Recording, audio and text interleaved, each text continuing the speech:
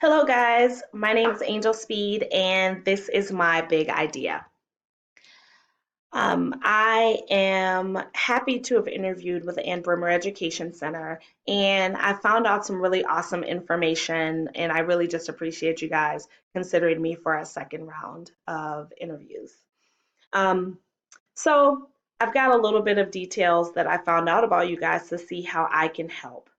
Um, Ann Brimmer Education Center is a school that is a level 4 school that offers transitional programming for students with special needs. And I know that the age range is somewhere between high school and 21 years of age.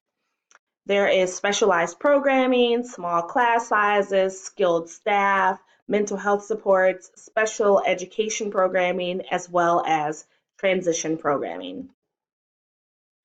Currently, though, I know that the school is experiencing some pretty low attendance. In 2018, 50% of students attended regularly or at least weekly. The graduation rate is also decreasing. In 2014, 18.7% of students graduated. In 2016, 30.1% of students graduated. And in 2018, 17.6% of students graduated. Also, according to the state of Minnesota standards, 77% of students aren't quite hitting their academic standards. So I know that all of those are major factors. Why is this happening? I believe there's a combination of factors that create this. And obviously, it's not limited to just these. The student service have their own life struggles and ways to adjust because of their prospective disabilities.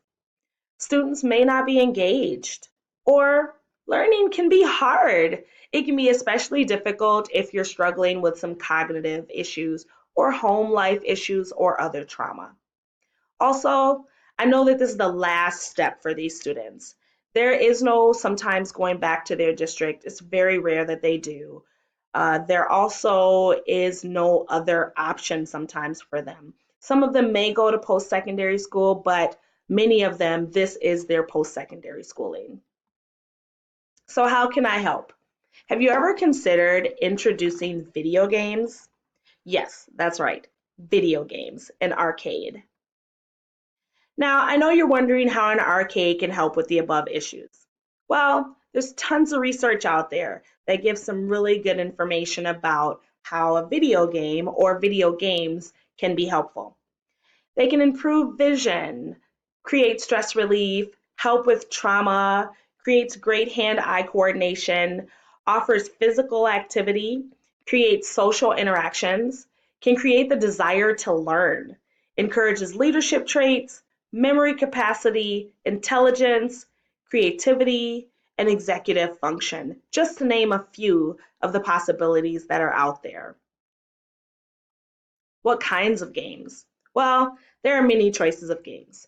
All games, of course, would be school appropriate and create the capacity to learn and offer what is needed for the student in accordance with his or her academic goals or IEP. They're not necessarily limited to Calculation Nation and Brain Games.